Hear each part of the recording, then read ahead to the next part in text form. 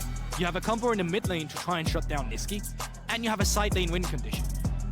It's very fluid in terms of what it can do, but I think if they are even and they straight up decide to teamfight Mad Lions, they'll probably lose. So they have to play around some of the finicky win conditions they have in their team comp. I also think the level of risk when engaging for Saigon Buffalo is significantly higher. Long-range Ornn, long-range Chain of Corruption. Wait to see if Vex can have something to follow up on. That means you're not throwing your body at a fight, which is what Pantheon, Fiora, and Sett want to do. Cross mapping and movement coming through is going to be really crucial to have a look at, because if Mad Lions is overforcing bot side, Saigon's going to be overforcing on top side, where you're doing these semi-globals just to rain down on Armut immediately. And I think both teams have had pretty good wave management, side lane control. They've played the map relatively in the games that they've won. When you think about the vision and the fights, even in game one when Mad Lions picked it up, the one big team fight Saigon had won was because they'd set up a chain of events to force that fight to the mid lane. And what about the storyline we just had before, where it's like this game, it was all the games we've had so far in the series have been decided in the early game in terms of who actually take it. No team has come back yet. It has just been stomp after stomp after stomp. This might be a little different. Well, let's find out, because both teams have the tools to continue stomping if they get ahead. 1, 2, 3, 4, 5! Shogun will just spot them out and throw up the Teemo thumbs up. Taking a look down the keystones, nothing jumping out for me as of yet. 1 Buffalo, 2 Buffalo, 3 Buffalo on the top side, just gaining some vision control. Keep that tracking going on Elyoya, very important when you're playing into a champion like the Bel'Veth. In the previous game, Bel'Veth was able to pick up a kill in the topside jungle just before the first Rift Herald spawned. It was set up because Hasmed committed to a fight with Armut, kind of got chunked out, forced away, and then was down low. That first Rift Herald for a champion like Bel'Veth is so important. They might be anticipating an early invade. At least that's why they put so many members up here, should someone actually come in and face check. You can even see it with Kaiser and Unforgiven up there. But Saigon, they're just going to carry back here. They're not going to show any intel whatsoever. BJ is solo starting the blue buff, while the bot lane of Saigon Buffalo is actually trying to get aggressive down the bot side to potentially get a level 1 all-in. So let's talk about the fact that Saigon Buffalo have a number of lanes that they can or they want to play for. What would you prefer to see from them? As you can see, Fiora top, Taliyah mid, and the Kalista separate. You can 2v2 in the bot lane if you know the jungler isn't around. And watch out for Taki just flashing out of nowhere. He's got Hex Flash, and he's going to look to go all-in whenever he gets the chance. Okay, stepping forward already, challenging the first wave. We'll get that pull back into Kaiser and instantly get headbutt to safety, but Shogun will be able to pick up the first couple of minions. Yeah, so the other thing, of course, is that mid lane, right? You have to Taliyah with the Pantheon combo. You come in and get the stun, Nisqy just gets CC's up. Afterwards, you can use that priority to move it elsewhere on the map. You don't want to just slam everything into mid lane. You want to gain priority, and you want to put that priority elsewhere. I think when you consider that both Pantheon and Taliyah can have such a fast reaction once they get the ultimates, I love that idea. Get Froggy ahead, then work with Froggy to get Hasmed or Shogun ahead, and then they can close the game out for you. Let's see whether or not that plays out. Nisqy is eating a lot of those mines for now. Drop down to below half. He got a great poke down earlier, but all 3 lanes pushing into Mad Lions for now. Yeah, and that's not the best when you have a Bel'Veth that wants to stabilize in the jungle. I think you see it now, BJ, he's actually going to utilize this. He's going to get aggressive. Who can back up Elyoya? Who can facilitate BJ here? Now Froggy already on the move. Holding on to that shield vault. That will be some very important crowd control. Stepping in, no camps to clear, but look at that. Look at the movement from Buffalo. That is exactly what you talked about in terms of the draft. Yeah, but good pathing as well for Elyoya. So he knew he was spotted on the red buff. He just did red buff, and then ignored his Raptors, ignored his Crocs, and went straight down to fully clear his blue side, and then off towards the top lane. That actually managed, or made him manage to not get invaded like we just saw with BJ. That was the extra momentum. Had he done Raptors, he would have probably died with the members coming in. Right now, Elyoya is looking to pick up a kill, looking to make Hasmed die, but there is a very good ward. And a great spot, Goldborg. You called it in the previous game as well. Elyoya's double back. He picked up enemy red, crossed mid, and then looped all the way around his own blue. That is what allowed Elyoya to be in position at the right time to pick up those 4-minute kills. Unforgiven, respecting the pullback. He flashes away to safety. Shogun will use that cleanse and look at the river. Pantheon is making his way down. And just like that, again, like Vultures, but Unforgiven has done a great job at trading damage back on Shogun. To kind of disrupt that potential dive. They don't have a fully stacked wave to crash in here as well. So great disengage coming through from Mad Lions, but that was that flash in I talked about with Taki. Out of nowhere, explosive. The little bit of chess game between Alistar and Sett, looking to see when someone gets pulled back, when someone gets pulverized or pushed away. We're seeing it play out. Ultimately, both bot laners take big chunks of damage. The wave is now being held in place just for a little. This has allowed Shogun to pick up those double long swords. I think a lot of consumables for Unforgiven cannot be disregarded. 2 cookies and that potion still.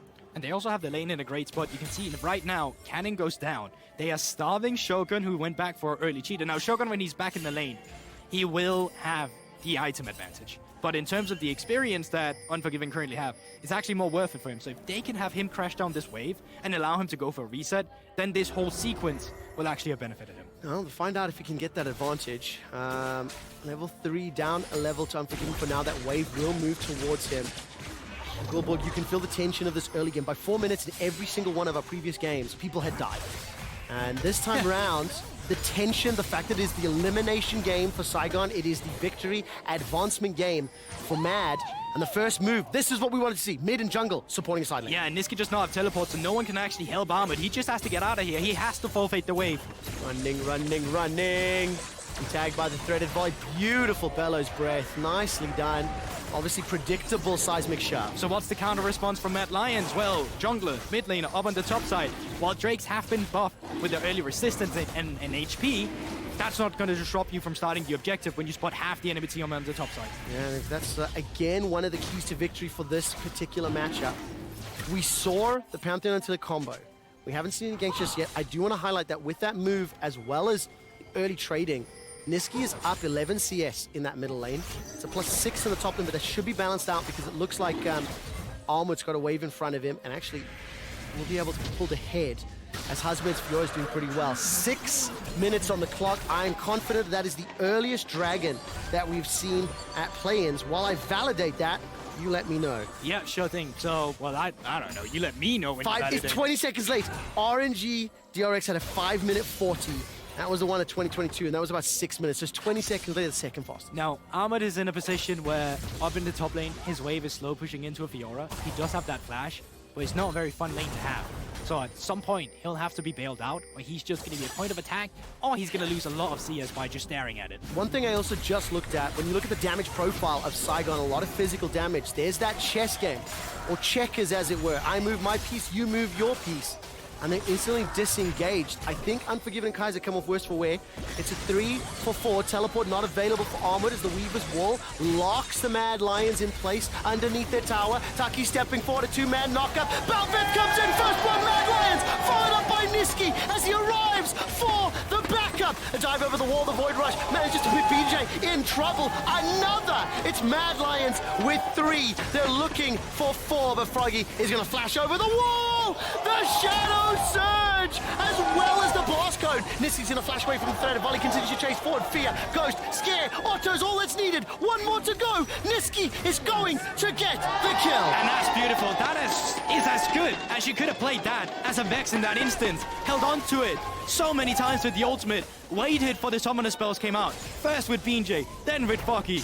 Brilliantly played. Exceptional, and that was a tower dive. Now the Saigon Buffalo started. Look at the minimap. Nisqy's on his way. He's going to be late. It's just such a good read, though. Like, even Elyoya's movement here, if he gets CC'd up, he just dies instantly. But the fact he outplays it with the movement and the rest of the team manages to come together just means they win out on this play. And once again, waiting for the things to come through. Blast Cone, no longer available, but he's had the ultimate on him.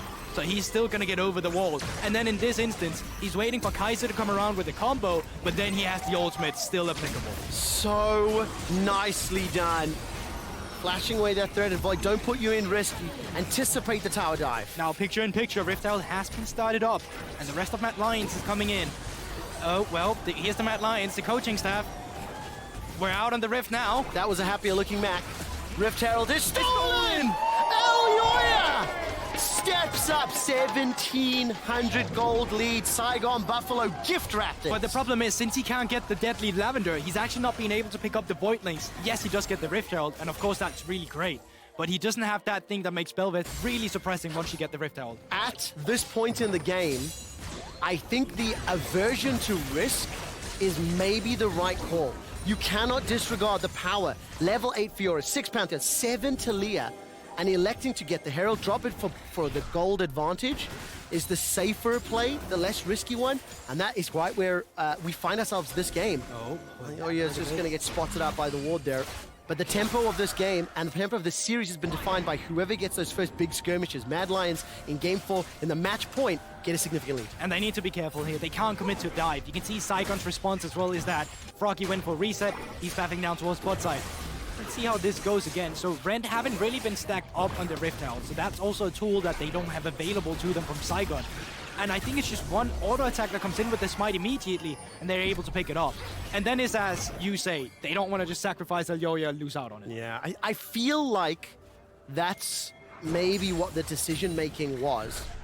And I also feel like Saigon Buffalo need to be careful. There's a lot of feelings in the elimination series when Saigon might have their season ending right here, might have their World Championship run ending right here. They do have a lot of tools, they do have a lot of skirmish power, but they need the next few attempts to be successful. Here they go, this is the tools we're talking about though. There's the stun from the shield vault into the seismic shove, the Aegis Assault comes out, and that's at least the first on the board for Buffalo, exactly the way you want to see it. Exactly, that's what you still have available in your toolkit from Saigon Buffaloes, and they use it immediately in the mid lane. They know Nisqy did not have the flash, so he's an easy target, and this is the thing you want to continue to see them use. 600 gold is the difference between the teams. The exact combo that Gulborg talked about in Picks and Bans was land the Pantheon combo, then followed up with Taliyah, and that threaded volley will do the rest of the work, and it did. Armut, does he call the Forge Guard forward? Yes. That's number 1. That's number 2. It will be riposted as Elyoya surges twice, 3 times. The knockup from the breath, but the damage isn't there just yet. No, that's Armut brutal. needs one more. He's not gonna get it. One more, and he escapes for now. There's no further follow-up Taliyah either. does have an ultimate as well. You can see Froggy's making his way up on the minimap right now on the top side. Does he just go straight into the fog of war? Or is he going back to the mid lane? He's going into the fog of war. Weaver's wall, the threaded volley. Froggy takes down Armut. Yeah, but watch the cause for it at the same time as well, because while Froggy is getting down on the top side, they get the kill. Nisqy is in the mid lane, dapping on the minions, trying to shove it in to pick up some platings. And again, just like the previous ones, Armut and Hasmed going toe-to-toe, surviving by the absolute skin of their teeth. This time, a jungler was involved for that exchange. Previously, it was 1v1. Yeah, but look at the movement as well. Once again from Saigon, they're responding so well to where they just saw Mad Lions. This is what happened with the first Drake. Mad Lions saw members of Saigon on the top side, they got the Drake. Now Saigon Buffalo sees members on the top side, they take the Drake themselves. It's 1-for-1, 12 minutes on the clock, and we'll be playing for a Cloud Rift. That's going to adapt in just a moment. Elyoya's got that Blade of the Rune King already, 3 assists to his name. And Nisqy this time around, 3-1-1. Involved in the team's 4 kills. He's got himself the Luden. So itemization advantage at the bottom half of the map, as of course, that is where the kills have been secured. Or vice versa, this Fiora continues to farm up plus 20 CS, Divine Sundra completed, and there is a point where Fiora can take over the game, despite the fact Hasmed hasn't had a huge amount of support as of yet. Oh, they did this early as well. Are they just going to give Elyoya the solo gold for the turret here with the Rift Herald? This is what they did when they just won with the Bel'Veth before. This time around, though, Nisqy's going to oink it. Yeah, I think Elyoya as well with that drop, and take a look at the numbers difference. Plus 1,600 gold in that mid lane. Armut finds himself down 700 or 800, but the first tower is secured. Armut gets jumped on as that lunge is followed up and number of plates secured. So for Mad Lions, in a good position as the game has started. The Hex Flash will come over, pull backwards, flashed away from. But here comes the Grand Starfall. And there's no target to jump on, there's no one to vault onto with that shield. Oh yeah, Mad Lions getting way too over-aggressive, and justifiably so. Saigon, they punish immediately, throwing everything in there now. You can be a bit careful, Chains of Corruption goes wide. Oh, the pathing on that one. Shogun knew that the Fate's Call was available. Unforgiven, Cleanse, and Flash. Nisqy's making his way forward. BJ's here too, so is Froggy.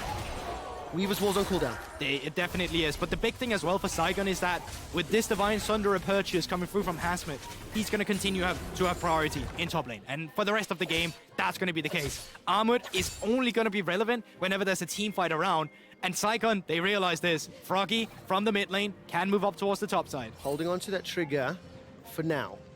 And with the fact that Saigon are in the deficit, and with the fact we've already established that in a straight-up 5v5, Mad Lion's composition may be more effective, may have more tools, assuming obviously they land their skills.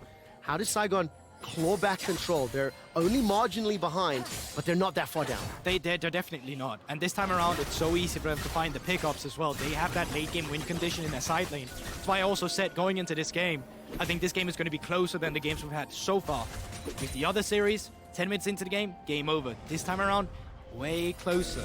And with second Rift Herald spawning in 5 seconds, both teams might actually fancy their chances. We've also seen multiple times this event, multiple times this series, Mad Lions do concede some team fights. They do sometimes overextend, and with the Bel'Veth, where it's so obvious Rift Herald's the target, if you look at the minimap, 5 members of Mad Lions are grouped up. Hasmed's got the teleport available. Mad starting it. Yeah, but this is also where the Fiora is maybe not going to do as much as the Ornn is. Armut buying items though. Teleport's coming in from behind. The blast cone is actually setting up multiple Mad Lions members. The Weaver's wall slows down. The follow-up of Froggy's firing rocks over the wall. A second and third kill of the fight, and Hasmed's left for dead. In and amongst 4 Lions. All of a sudden, Froggy and Shogun are now dashing out the Shadow Surge once again from Nisqy. Froggy goes golden, and that's the fight for Mad. And remember, Saigon had loads of win conditions, but the only one that wasn't their win condition was the team fighting. They opted into a team fight against Mad Lion. Shogun doing his best to kite it out. And from that Royal Mainsail, Elyoya will get the flash from Shogun. More importantly, they'll get the Herald and the Lavender. Unbreakable Diamond. You need to be challenger to compete here, though, so Mad Lions move up towards the Rift Herald, but they're not going to take it just yet. They're going to go for the recalls. Ooh, obviously low hit points. Again, though, Gulborg, measured aggression. It's similar to that first Rift Herald. They got the kill, they left the Lavender behind. They had the eye and they used that. This time around, leave it. Hey, maybe you get another fight. Maybe for Mad Lions, SGB will flip a coin back into the pit. Yeah, and it's such an unfortunate position as well because Taki's ultimate just throws himself over to a blast cone. That puts himself into 4 members of Mad Lions. When Hasmed joins the fight, yes, he does get a nice parry, but you're all standing in Elyoya, who's picking up his passive, doing so much damage. Froggy is caught on one side of the wall, forced to flash over. Now he doesn't have flash to get away, and he just gets run down by the Mad Lions. Something that we haven't necessarily said out loud, but you see demonstrated in that fight. The amount of combat mobility on this composition is shocking. All of the surges from Bel'Veth, headbutt, pulverize. You've got Vex with the ability to shadow surge again and again. You've even got the Bellows Breath, for goodness sake, and the charge from Ornn. Outside of Varus just standing there like, hey, what's up? The rest of the team can chase. Look at the map movement. There's 3 members currently of Saigon Buffaloes on the bot side. No one's actually in a position to respond to this Rift Herald. They're going to get the first turret. They're going to move Kaiser in from the mid lane, and they're going to continue just threatening this. They're sacrificing the Drake to get so much gold for themselves here. Oh man, look at those little manta rays flying forward. Following up from Elyoya, who's dropped the Herald, gonna get the charge, gonna get another tower secured. Mad Lions, 4,000 gold up. It is at the cost of the Cloud Drake, and Mad Lions are putting themselves in control of the game, putting themselves in control of the series, and now we'll be looking, as we're approaching 20 minutes, towards the potential Baron. Yeah, but in a grand scheme of things, who cares about that Whimsy Drake? The fact that you pick up the gold with that second Rift Herald, that's really the big thing. But Saigon Buffalo, they have actually a luxury knowing that team fight objectives are not up at the moment. The fact that there's no neutral objective that all of them is going to be standing at means that you can try and get your pressure on the map. Now you can try and play for the Fiora. You can try and play for the Fog of War where you get a pick with the Taliyah and Pantheon. But you cannot go in 5 versus 5 and expect to win. Now I want to see Saigon Buffalo adapt from how they played the previous game when behind. They stepped into the Fog of War simply too often. They got punished for it.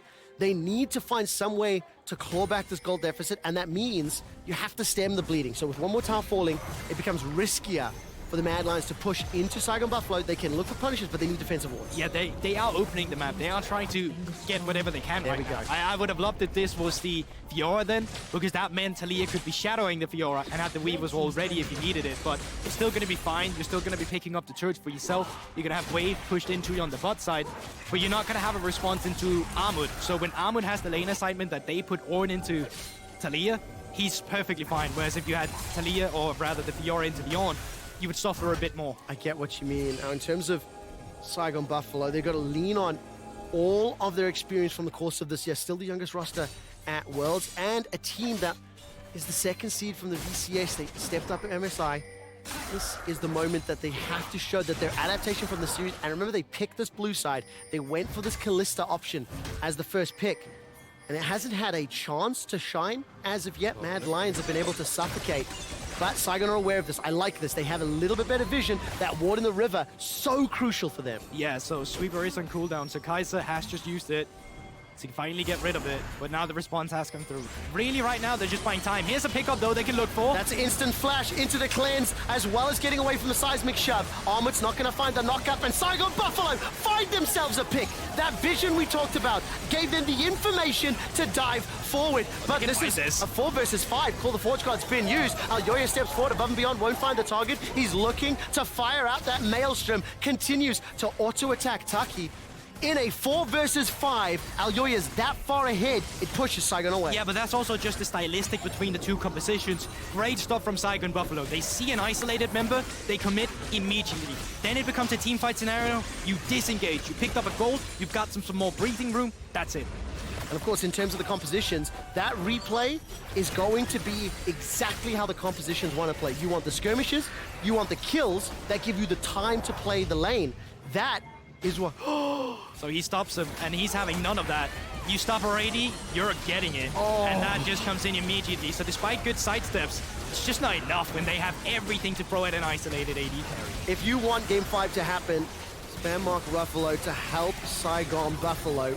And again, once Elyoya steps forward, Hasmed and Shogun be so careful. The flash away from Hasmed gets him to safety in Elyoya. He needs that CC to land in order to fire out those autos from the wingtips. Yeah, and why, if you're wondering why Nisqy didn't take that ultimate on Shogun, Shogun had his shield bow still available. It would just have been a bait throwing himself in there and Nisqy would have died.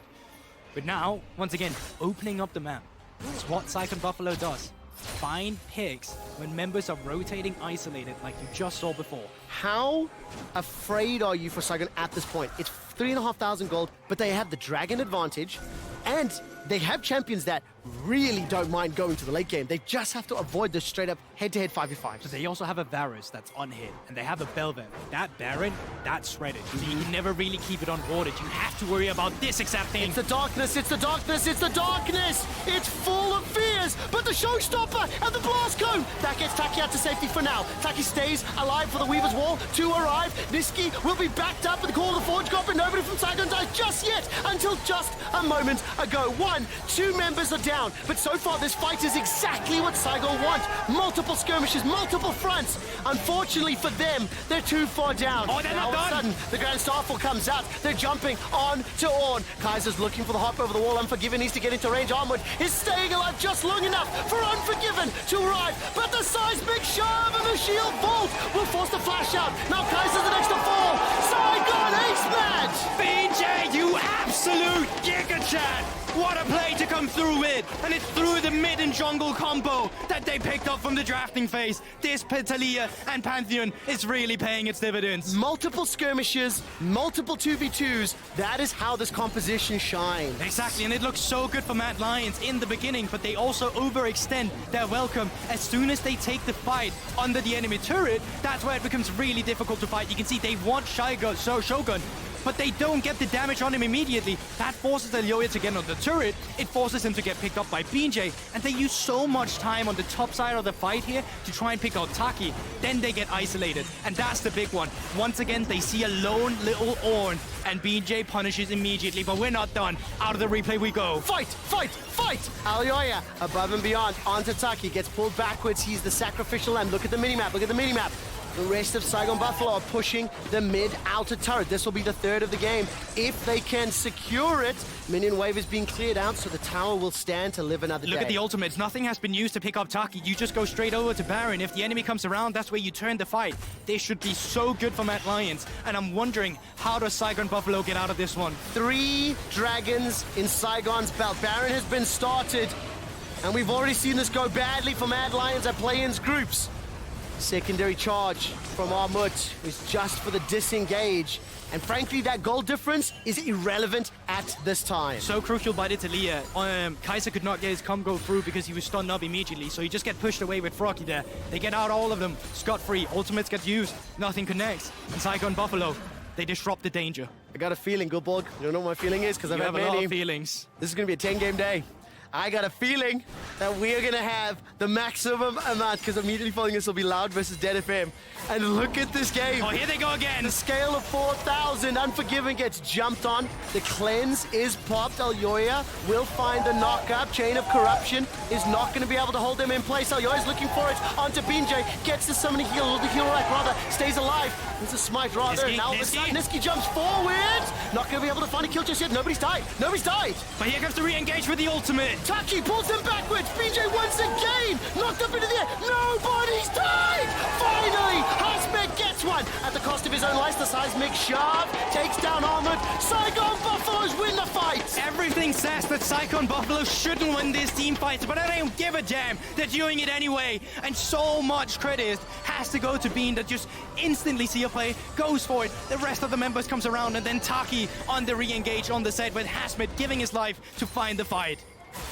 Like I said, I got a feeling that tonight's going to be a good night. And Saigon Buffalo feeling it too. Look at that engage. I cannot believe BJ stays alive for as long as he does. I genuinely thought he was just going to die here, Mad Lions. We're going to pick up the Baron afterwards, but BJ stays alive. The Gold Ring are paying its dividends in that fight. Nisqy comes through. Had disconnect on BJ, he would have gotten the reset. That would have been the fight. That would have been probably the game over. Does not happen. Cannot one-shot Froggy. And now it becomes such an extended fight with Hasmed finally coming through. He's not used a single thing, and because of that, they're able to get at least one, making it two afterwards with Armut dashing in. That is one of the hardest team fights I have ever cast in my career, with the amount of everything thrown in at the middle lane. So many players going at 10% HP, and now the gold is bang on even. What's so beautiful about this is Vietnam is showing up with their own style, right? You never see anyone go for this kind of style right now, but this is what has been so feared against them. It's the reason why BJ has been taking so many Pantheon bans throughout the tournament. Not only that,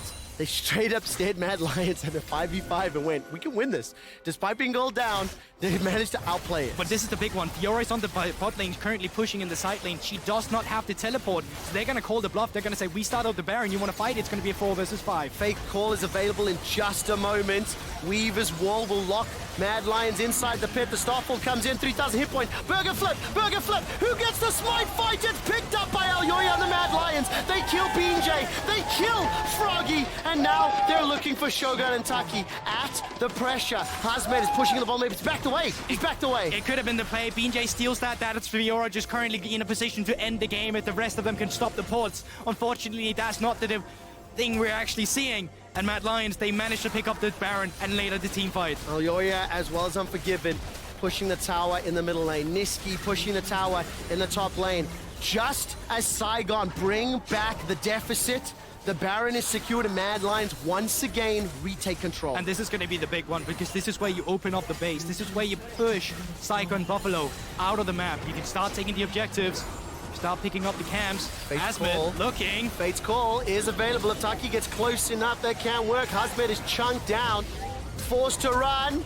That's Armut flashing forward, won't find the knock-up. The breath is bellowing, and Elyoya needs to dash away to safety. That's Surge buying time. 4 members of Saigon Buffalo on the steps, and the fight will fizzle there. And somehow, some way, Saigon Buffalo, they managed to defend their base. Teleport's coming through from Nisqy now in the mid lane to stay on top of the push. But let's have a look at how this Baron actually unfolded. BJ comes in early at 3k. But despite that, there's still a lot of AoE, and the smite comes down at 1,500. Anticipates the damage is going to be a little larger from the Q. He does not get it. And after that, it's an easy pickup from Elyoya. Very nicely done. And learning from the DRX Baron throw just a day ago, Mad Lions in the pit this time, coordinated well, and please don't underestimate, that was a risky call. Had BJ or been able to land that smite, could have worked out. And crucially, for LEC fans, for European viewers, Mad Lions delay the Soul. They pick up their second dragon. They have a minute left on this Red Bull Baron, and they're stepping forward, GB. But they're not playing on 2 lanes right now. They're throwing 5 members down in the bot side, which means that, yes, you'll be able to pick up this turret. What happens afterwards? You're 5 versus 4. Are you looking for anything? Good Walls comes out to disrupt it, but Armut as well with the break. Yeah, too many members in front of the wall as well. That did very little to really slow down this siege. It will be a trade of a couple of towers, but advantageous for Mad Lions. Grand Starfall's available. Kaiser will not be able to find the engage as he will get the flash from Froggy. A lot of autos, threaded volleys being fired out. Yeah, ultimate used as well from Unforgiven, so they don't have to change their corruption, and they're going to continue to chase them. Hasmed in the top side, seeing how much he can get. It's Baron empowered recall, so they will get back to the base. But Saigon Buffalo, they managed to make it competitive. They are not giving up. They are not conceding this game, and they are using the side lane pressure to demonstrative value. Hasmed has managed to push that bottom lane all the way to inhibitor turret. Top inhibitor is exposed. But again, let's not disregard the fact it's Mad that have the 2.5k Goldie. They have supers in the bottom lane. Baron is just timed out. It's 3,000 on the Baron buff. Power play, Red Bull Baron power play rather. But for Saigon, they cannot keep conceding, objectives and buildings in their base. The problem is that Mad Lions is going to put their attention now on the top side. BJ, you might actually be caught. You do have a flash, maybe forced to use it. Holding on to it for now. Well, the Forge God comes out, knocked up into the air, knocked up once again.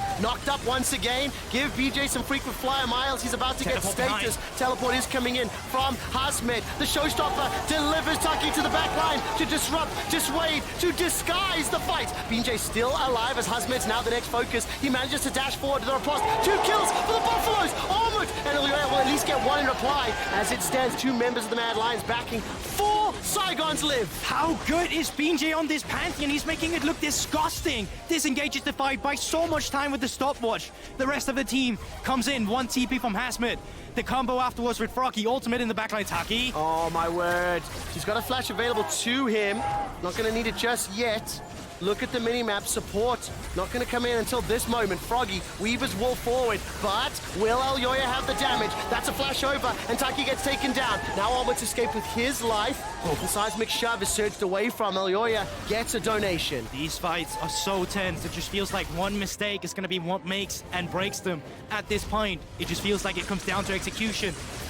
And it kind of just has to as well, because despite all of it, Saigon Buffalo is the team who's feeling the pressure. They are the team that's getting pushed in, and they are the team that has to team fight their way out of it. In a situation where they shouldn't be able to have the better team fighting, they do it anyway. BJ with the Morph Mortius, the Gorge Ringer keeping himself alive, flashes out, and then look for the re-engage.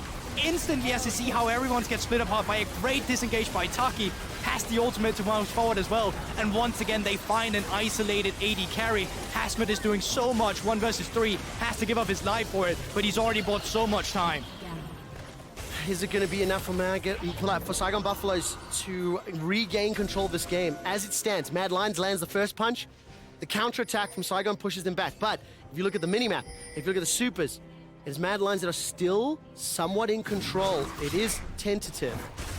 And the problem that they're currently running into right now is that Hasmed don't have the same push as he did before.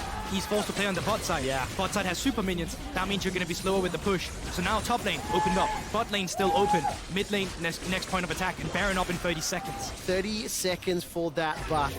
At this point in time, 31 total kills between the teams. A dragon spawning in a minute. Oh, they're using the fuck of war. Taki, somebody will have to face check. Oh, It's going to be around a that good ward. ping ward as well. Using the extended range, but Another there's one. other people around. Taki is in some trouble. Elyoya's waiting for the engage. I'm waiting for the horn. Holding on to it for now. Here comes Froggy from the side. Elyoya is fighting with Hasmed. Now Elyoya's got that flash. May just need multiple Mad Lions jumping onto Hasmed. He's about to fall, and he does! But Taki jumps forward. Can he save the rest of Saigon Buffalo? Froggy, maybe the next target. He's buying some time in Golden State, but here comes Elyoya from the flank. Mad Lions may have just done it. Mad Lions are crushing the Buffaloes in the mid lane. BJ still alive. Gortring available potentially. No, it's not going to be enough. And Elyoya, only one against the Shogun, flashes away. Elyoya chases. It's not going to matter much. The rest of Mad Lions, they're charging towards the enemy base. Look at the mini-map. 2 inhibitors down. 735 days ago, Mad Lions failed to advance from play-ins. 400 days ago, Mad Lions won a best of 5. And today, they eliminate Saigon Buffalo. And Mad Lions will face the evil geniuses for a shot at the group stage. The Nexus is about to fall. And they're taking their time to finish it out. Mad Lions eliminate Saigon Buffalo. But I have to say it. If there's a way to go out as a minor region coming into this, the way that Saigon Buffalo leaves the tournament today, they can almost hold their head up high. The way they had some of these team fights, the individual skill level, the fact that they almost won this game that should have been done and dusted is impressive. But in the end, The better team is Mad Lions, and they advance to play another best of 5. The last time that NNE faced each other in a BO5 at Worlds was 2018. Cloud9 versus, I think it was Fnatic or G2, producers just told me, but nevertheless, many, many years, it was Fnatic. Thank you, producers. I will give you one more shout out for Saigon Buffalo.